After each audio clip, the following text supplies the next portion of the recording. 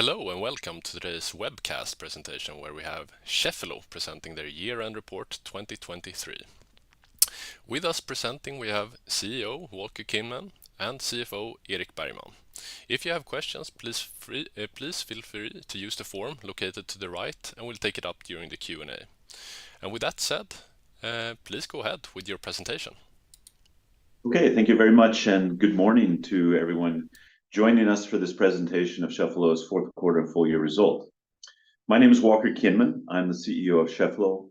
I'm joined by Erik Bergman, our CFO. We'll give you a short intro on the company and then take you through some prepared remarks on the fourth quarter development and financials before opening up for questions. First, a little about Cheffelo and our business. So for over 15 years, we've been transforming people's eating habits, and we thereby define our purpose as innovating the mealtime experience. Our local brands in Norway with Godt Levert and Adams Matkasse, in Sweden with Linas Matkasse, and in Denmark with Rätt Nemt, all have a rich history of entrepreneurship and innovation, all geared towards making our customers' lives easier. Our focus is on delicious, well-balanced and inspiring meals that make cooking a joy, while also promoting good eating habits and uniting families around the dinner table. We take the stress out of meal planning and shopping so our customers can focus on enjoying their meals. Our meal kit business model is demand-driven. This means that we're able to maintain very low inventories and minimize food waste generated in our operations. Our local chefs and dietitians create recipes that reflect local taste preferences, while offering the broadest selection of recipes available in the markets where we operate. We provide a highly personalized customer experience across all our brands, powered by our in-house technology platform. The customer experience we deliver capitalizes on AI technology, driving, for example, meal selection options and our recommendation engine. This level of personalization is supported by the capability to produce each order individually using pick-to-light and automated production solutions. Our supply chain is well established, strong, and scalable, enabling us to efficiently purchase and distribute our products in each country where we operate. Furthermore, we are constantly integrating our supply chain, enabling us to take advantages of sourcing opportunities across the Nordic region. Turning to slide 6, let's talk about some of the key figures for the quarter. So net sales grew by 8.3% in local currency in the fourth quarter, landing at 270 million Swedish kronor and marking an increase in the growth rate from the 2% we reported in Q3. While we experienced net sales growth in every market, the growth in Denmark stood out at a fantastic 47% and continues to show strong momentum in the first quarter. We noted last quarter that the logistics teams had optimized distribution routes, which would lead to lower cost.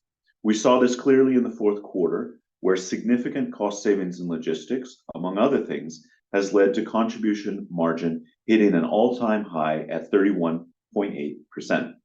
We wrap up the total year at a 30.8% contribution margin, which is slightly above our 30% target. Despite increasing our spending in sales and marketing in Q4 to prepare for the launch of our new Nordic-wide marketing campaign, we still improved our profitability with adjusted EBIT increasing by 29% to land at 16.1 million for the quarter. Finally, I want to highlight the change in order frequency, which grew by 7.9% versus last year. This exceeded our expectations and is a strong proof point of the impact our efforts to improve the customer experience and marketing efficiency are having. Our customer acquisitions grew by 18% in the quarter, which, all else being equal, would typically drive down the purchase frequency. Among other things helping contribute to this improvement was the launch of our new customer loyalty program across brands using gamification and a leveling up approach to service perks to motivate customers to remain with us longer. So let's focus briefly on how we achieved a return to growth with good profitability. We started 2023, and there we made it clear that being profitable and self-financing was our most important target in the near term, while we stabilized revenue and returned to growth. Of the 3 must-win battles we communicated at the beginning of 2023, increased marketing excellence was a theme very much focused on acquiring more good customers at a lower acquisition cost. With the Weight Watchers partnership in Sweden and the acquisition of a competitor's customer relationships in Denmark, combined with the general improvement in tools for driving better search engine optimization, performance marketing tracking, and traffic conversion, we have been able to increase customer acquisitions during 2023 by a whole 29%. The increase in acquisition, while reducing the total sales and marketing expense, has led to a 27% decrease in the cost of new customer acquisition during the year. While we do not disclose discount voucher figures, we can also confirm a significant decrease in these, which additionally helps drive positive margin development. A general rule regarding new customer quality is the lower the discount, the longer the customer lifetime. So a reduction in discount vouchers has a dual effect in reducing cost and increasing customer lifetime value when done successfully. Our second area of focus was the ongoing effort to continue improving the customer experience. We have worked a lot with feedback from customers, and we're delighted to experience an increase in the average recipe rating scores across all brands. In the fourth quarter, we increased the delivery option windows offered in Norway and Sweden and aim to continue improving this primarily in urban areas. Over the year, we have driven the customer complaints rate down by 10%, while hitting our customer service satisfaction target of 93%. Finally, against a backdrop of a sharp decline in delivery volumes in Denmark after the pandemic, we set a clear target to reverse this trend. Efforts to improve marketing excellence and customer experience were contributing factors to success here. We also acquired, as mentioned, the customer relationships from a competitor in Denmark. The conversion rate and purchase frequency of this group of customers has exceeded our expectations, and we were very pleased to be able to capitalize on the opportunity. Our top-line development in Denmark took a decisive U-turn in the second half, and we see strong momentum going into 2024. We feel that both our offering and market conditions are right to see a high level of growth continuing through much of 2024. Let's take a closer look at how we stand in relation to short-term financial targets to stabilize revenue and return to profitable growth. In looking back at the second half, we were at a point where we can say that the top line has stabilized and returned to growth. The level of future growth is hard to predict and may be a little lumpy, but we see encouraging sales trends with the breakout growth in Denmark and an increase in order frequency across all brands. We're happy to see these trends, especially given the continued softness in the broader economy. On the profitability side, contribution margin was up sharply, and this falls through to the bottom line, where adjusted EBIT improved by 55.2 million kronor from 2022 to 2023. Improved profitability drives cash flow, and we generated 45.2 million kronor in free cash flow during 2023. The proposal to distribute 50% of that to shareholders, in line with our dividend policy, means the board will be recommending a dividend of 1.78 crowns per share at the upcoming annual shareholder meeting in April. So let's zoom in a little on the next slide and look at how the individual markets are developing. In general, we have noted a shift in the Danish market. Inflation has disappeared, and the effects of higher interest rates are not as prevalent in Danish households as compared to Norway and Sweden. This has led to a rebound in consumer confidence in Denmark that was recently measured at its highest level since February 2022. Norway and Sweden are both experiencing more persistent inflation. More importantly, the cost of home ownership is going up as interest rates on flexible and short-term fixed mortgages roll over at higher levels. Consumer confidence is slowly improving in Sweden, but in the Norwegian market, it remains at a very low level, which is consistent with how we are seeing growth rates develop in each market. Public indexes we track for online food in Sweden and Denmark have been improving. Online groceries were up slightly in Sweden during Q4 and moved even higher in the January figures reported yesterday. The data in Denmark for November showed an increase of 10%. The last full quarter data was Q3, where the market index showed a 9.7% growth in Denmark. Looking at the growth rates in local currency, we're very happy to see growth in Q4, especially considering where we are coming from. As mentioned, Denmark landed at 47%, while Sweden was just under 8% growth, and Norway a little over 3%. Our Godtlevert brand is performing well in Norway, posting volume growth and double-digit net sales growth.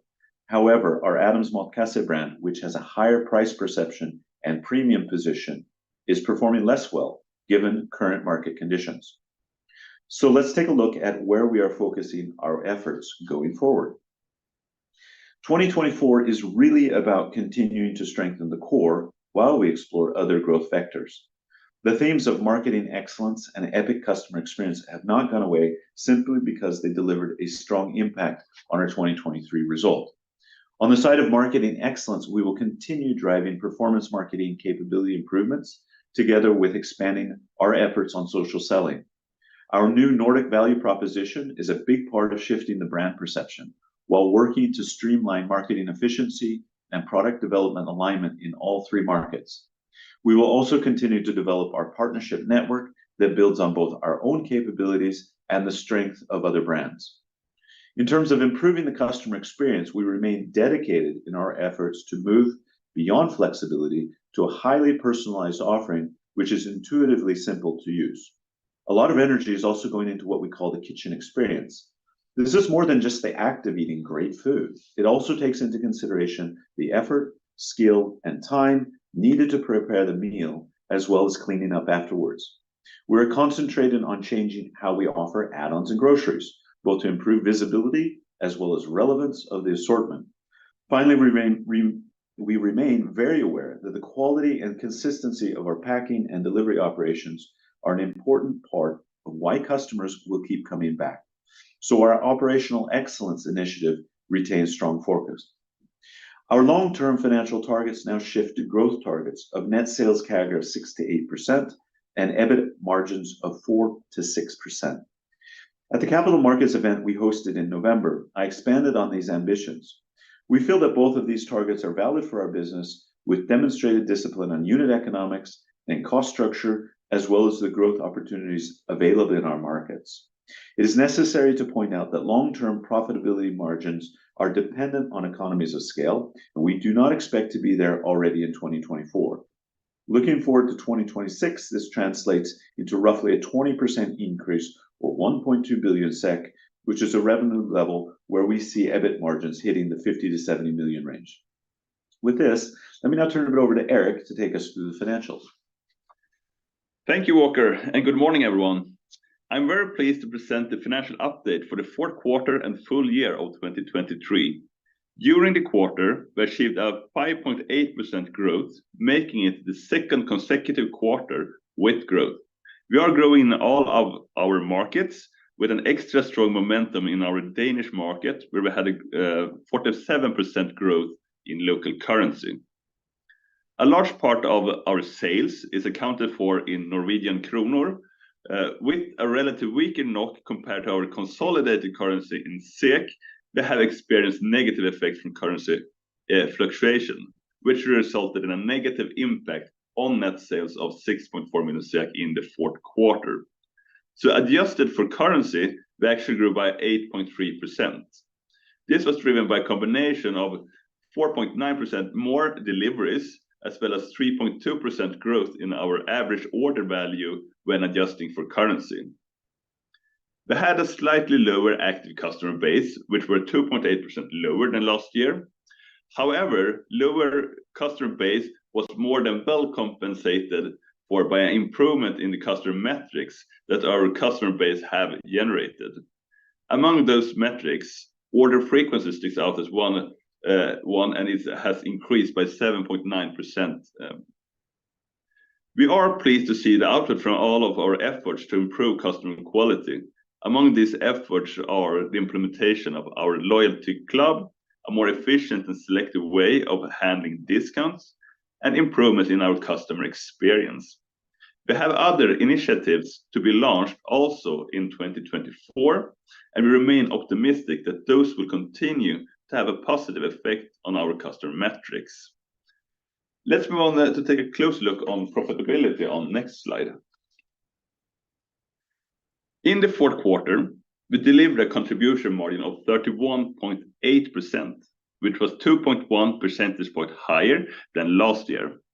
This gave us a contribution margin of 86 million SEK, which was 10 million SEK higher than the previous year, which represents an increase of 13%. We have been communicating throughout the year that we are targeting a contribution margin of 30%. A tough target, as that would mean an increase of 5 percentage points versus the level we had in 2022. That is why I'm proud to say, thanks to all the efforts throughout the organization, that we have successfully reached our target of an annual contribution margin of 30% during 2023. That also means that we have achieved an all-time high when it comes to contribution margin. If we take a closer look at what that really means and put in relation to number of deliveries, this translates to that each delivery, in average, during the fourth quarter contributed by 275 kronor. This is an increase of 8% for the quarter. If we look at it for the full year, that is actually almost 34% higher. To achieve this higher relative contribution margin, we have not only made price adjustments, we have also lowered our costs. As a result, as highlighted in the graph, the average fulfillment cost per delivery decreased by 9% compared to the same period last year. This is a result from efficiency gains in production and logistics. This reduction occurred despite the inflation seen in these areas over the last year. Being in control of our unit economics is a key to our profitability, and it established a foundation for achieving economies of scale. So again, a big thanks to the Cheffelo team for achieving this. Let's continue on profitability on next slide. Adjusted EBIT for the quarter amounted to 16.1 million SEK, which was 3.7 million SEK higher than last year. The reported EBIT actually increased by 123.7 million SEK, but last year included a goodwill impairment reserve of 120 million SEK, which we consider to be a non-comparable item. Sales and marketing expenses for the quarter amounted to almost 32 million SEK. The increased spend is in line with what we said in our last quarterly report. Part of the higher cost was related to the production and launch of a new campaign, utilizing a common value proposition across all countries. By investing in this shared value proposition, it will help us improve marketing efficiency in coming periods. If we shift focus to a full year perspective, to start with, we have continuously been talking about our must-win battle for marketing efficiency, and I'm glad to say that that has given positive results. An improved marketing efficiency are evident in the increased new customer acquisitions by almost 25% versus last year, despite that we spent 7.5 million SEK less in sales and marketing. On a full year basis, sales and marketing spend amounted to 131 million SEK, which equals to 13.1% of net sales. We have also talked a lot about our strict approach to cost. As an example, it's worth noticing in the report that cost for central function has been reduced by 13% or almost 60 million SEK during 2023. Full year adjusted EBIT was 30.7 million SEK, which was an increase of more than 55 million SEK. This equals an adjusted EBIT margin of 6%, which was an improvement of 1.1 percentage point versus last year. The 55 million SEK increase in adjusted EBIT was explained by improvement in contribution margin, good structural cost control, and controlled marketing spend. In summary, we have delivered on our target to reach a contribution margin of 30%. We are optimistic that we will see benefit from economies of scale and continue improvement in our operation.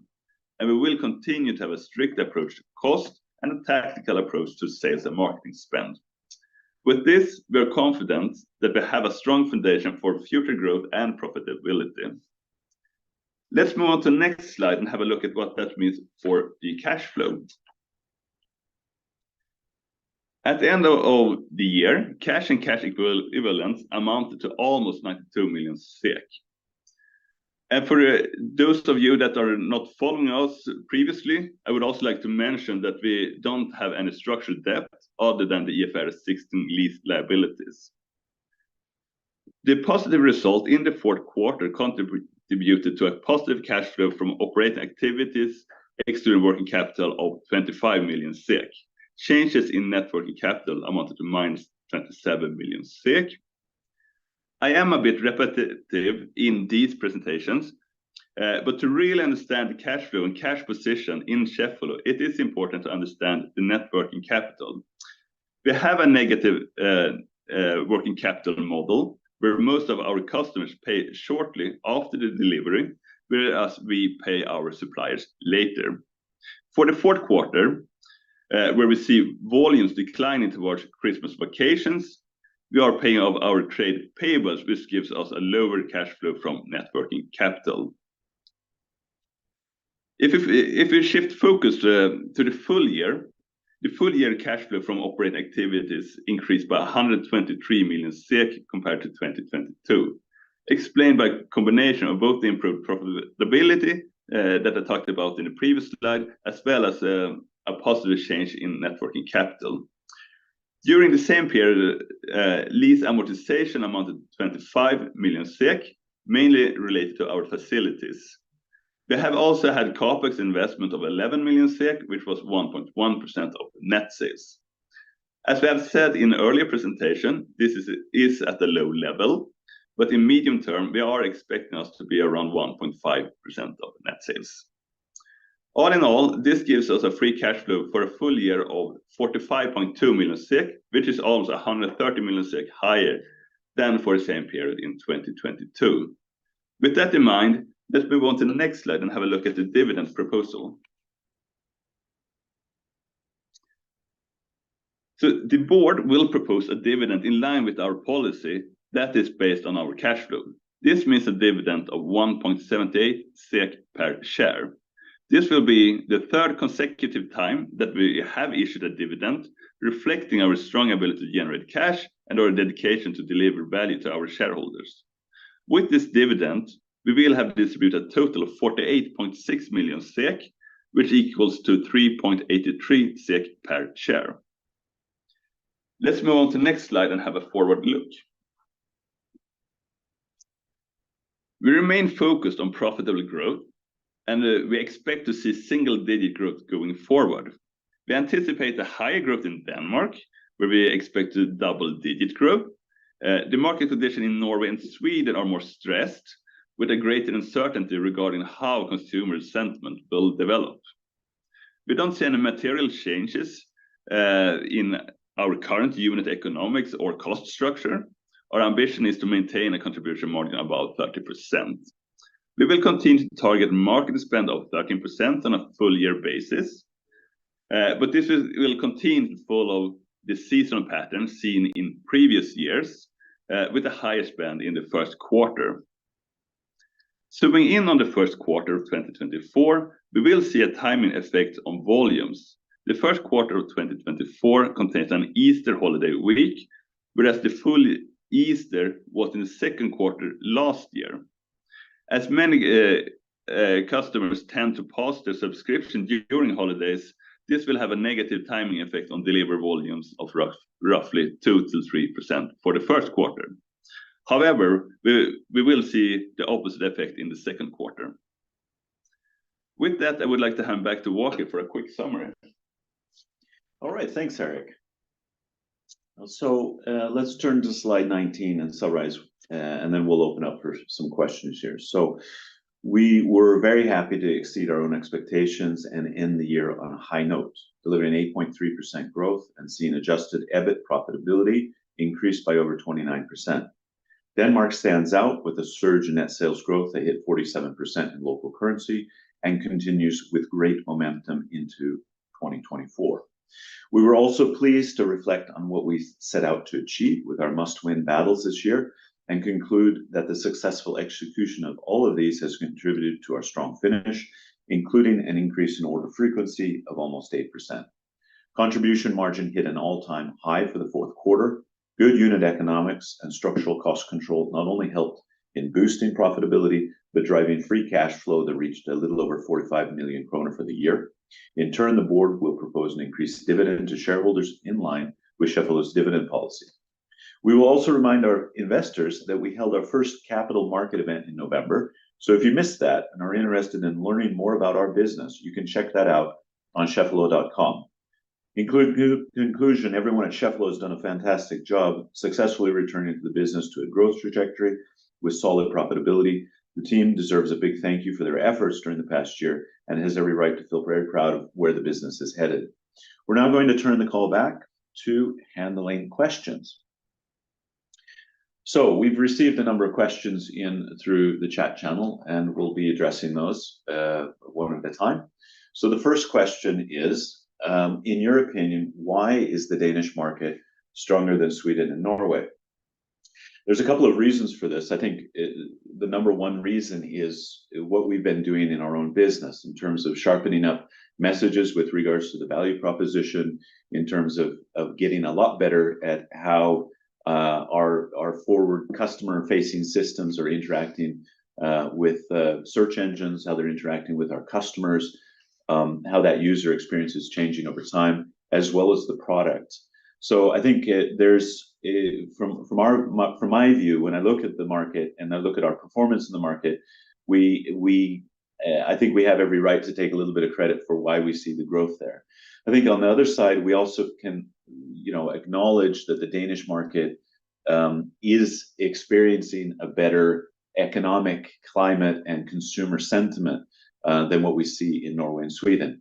And as mentioned in the prepared remarks, this has a lot to do with how interest rates don't impact Danish households, especially the mortgage rate level, the same way that they are in Sweden and Norway. So that's the summary, or at least in my opinion, why I think we see the Denmark market stronger than Norway and Sweden. Don't forget, you can still post questions. So I'll be going through a list of questions here. The next question is, you mentioned that you haven't raised prices since 2022. How do you stand in terms of prices against your competitors? So when we look across the markets, we see in general a premium price positioning. Obviously, when we talk about competitors in the market, the largest competitor in the meal kit space, which is the most sort of comparable product, is of course HelloFresh. If we look at the market in terms of Denmark, we see the price premium is quite low across the spectrum of offerings that we have in terms of number of portions and number of people. So you're talking mid-single digit price differences in the Danish market across the offering. When we look at Sweden, we have a little bit of a different situation here, because in the Swedish market, the price premium on number of portions for a two-person box with a small number of recipes is probably in the order of high teens compared to HelloFresh in the Swedish market. And I think when we look though at the other end of the spectrum, where we have most of our business, which is with 4 portions and with more meals, the price premium again falls back to single digits. In Norway, we see something quite similar, although the price premium difference again on more portions and more recipes, it tends to be even lower in the Norwegian market versus the market leader. What we said, the next question here is, what was your organic growth rate in the second half Q4, excluding the customer relationships you acquired? What is your full year 24 revenue growth guidance on an organic basis? So if we take the second half of that question first, we're not guiding specifically with regards to revenue. We've never given specific guidance. I think you can see from our financial long-term targets that we're looking to a 6 to 8% CAGR over the long term, and that translates in 2026 to roughly 1.2 billion in our view. In terms of the organic rate, excluding customer relationships, we don't disclose that figure. I would say that the impact is at a very low single-digit impact in the second half anyway. Most of what we're seeing in terms of growth is coming from all of the other initiatives that we're doing. The next question here, what is your strategy for growing in Sweden and Norway? And I think here we we're talking again about, as I mentioned in my remarks, the focus in 2024 is really about strengthening the core of the business. We continue to see more opportunity for us internally and in the existing market, with continuing to drive this marketing excellence equation, allowing us to capture customers and retain customers based on improving our tool set and improving our ways of working. So I think that's a big part of making the marketing spend go further and have more effect in the market where we're operating and be more competitive. On the other side, we're very, very much focused on what the customer experience has of it, what that experience is for the customer. So there's quite a number of different initiatives, as I mentioned. Increased personalization is up there, working very closely with the kitchen experience. We think we do have a great opportunity in add-ons and groceries. It's a very small portion of our business today, could probably be expanded by a factor of 4 or 5 if we get some things right. And that a lot of that has to do with visibility of the offering and then the relevance of the offering to customers. Let's move on to another question here. And the question is, what explains the high active customers decline in Q4 versus Q3? A part of that explanation is due to how the customer behaviors. So we have acquired a lot of new customers lately, and the cohort from a new customer is that they to a large extent try out a couple of deliveries and then we keep the ones that we needed. So that is what we see in the active customer numbers, that we have a higher share of new customers than previously. We have another question here. What are your food input assumptions for 2024 after 2 years of high food inflation? And do you intend to keep prices unchanged this year or pass on to customers the potential input savings? And food inflation is present in our markets, mainly in Norway and Sweden. We have a great team working with this, both when it comes to purchasing as well as menu planning. We offer available receipts, including many different ingredients. And so we are able to direct our purchasing towards the items that we find most suitable. And as an example of what we are doing when we're working with food cost is for the menu team, we are focusing on recipes with great menu ratings, but maybe not at the expense of high cost. When it comes to purchasing, we are working together with our suppliers to find the best solutions. We are also continues to work with the Nordic agreements, utilizing higher volumes, as well as we are utilizing fixed price setups, and we're also working with the item types, to mention a few examples. And in addition to the initiative within food cost, we have also been able to reduce our fulfillment costs. We are actually focused on improving the physical product rather than finding ways to take away costs. And we do believe that all those efforts are enough to counterweight the effects of inflation. And so shortly, we don't have any plans to increase our prices now. Our next question here is the 27% CAC reduction only reflecting the Weight Watcher partnership and the lower vouchers, or other measures we may not be aware of? So when we talk about a customer acquisition cost, we are looking at our total cost of sales and marketing divided by sort of the number of customers that we acquired during a period. So with something like the Weight Watcher partnership, it is clear that there's a large inflow of new customers coming in as we open a new sales channel. We would never expect that to be sort of at that initial level. During the course of 2023, we also achieved exclusivity in that relationship, which means that other channels that were open for Weight Watchers meal kits closed during the year.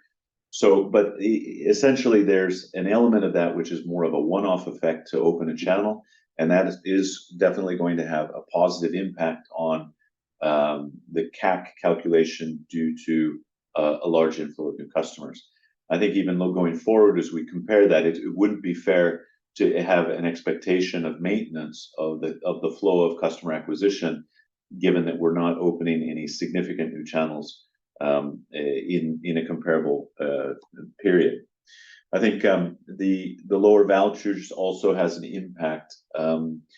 Quite frankly, that's not in the calculation here when we talk about the 27% reduction, but it certainly is the same order of magnitude when we look across the amount of vouchers that we issue. Vouchers would not only include customer acquisition, though; it would also include efforts to reactivate or actively retain customers. We have another question here and a comment. Congratulations to the improved profitability.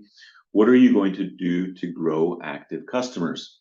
I think this is a good question, because as we show the active customer being slightly down even year over year, it obviously raises the concern out there that perhaps there aren't enough customers, or the customers aren't growing. So I think I think the most important thing in terms of the efficiency of the profitability is that the customers that we have are good customers.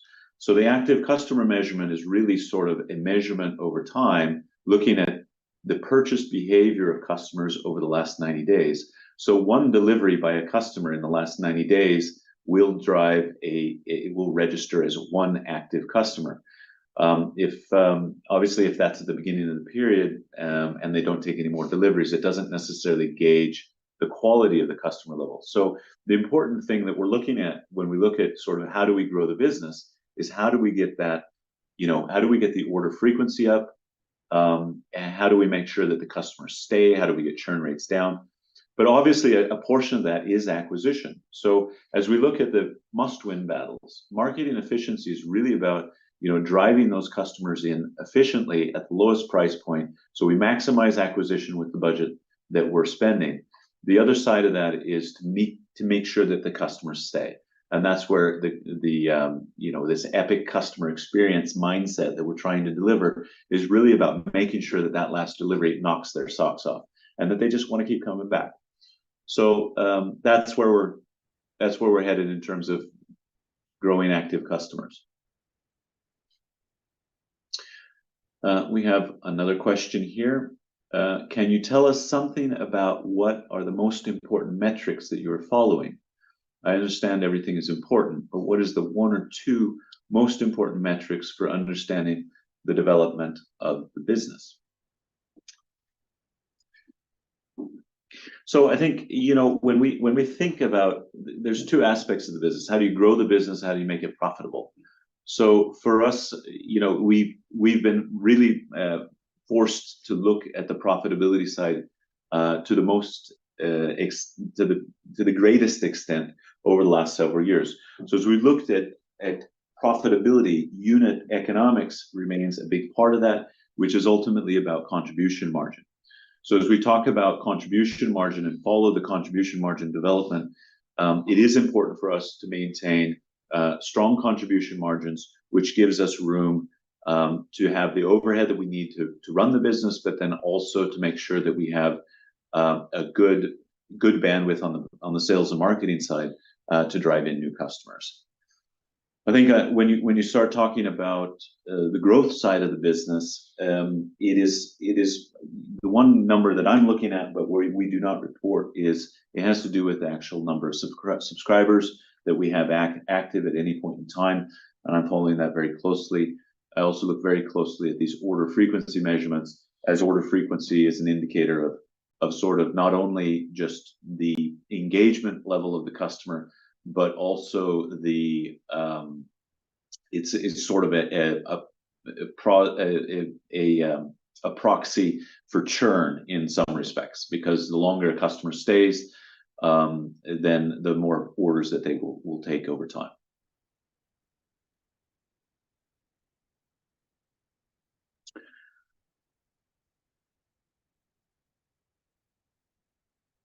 Yeah.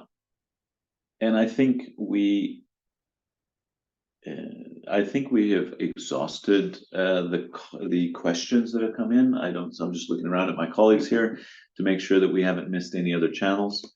And obviously, if we have missed your question, you can always reach us on IR at cheffelo.com, or you can reach out to Eric or myself, and we'd be happy to take or try to answer your questions. Thank you again for joining us for this fourth quarter earnings call of Cheffelo, and we also look forward to seeing you perhaps at the annual shareholder meeting that's planned for April 25th, or again when we report our results for the first quarter on May 7th.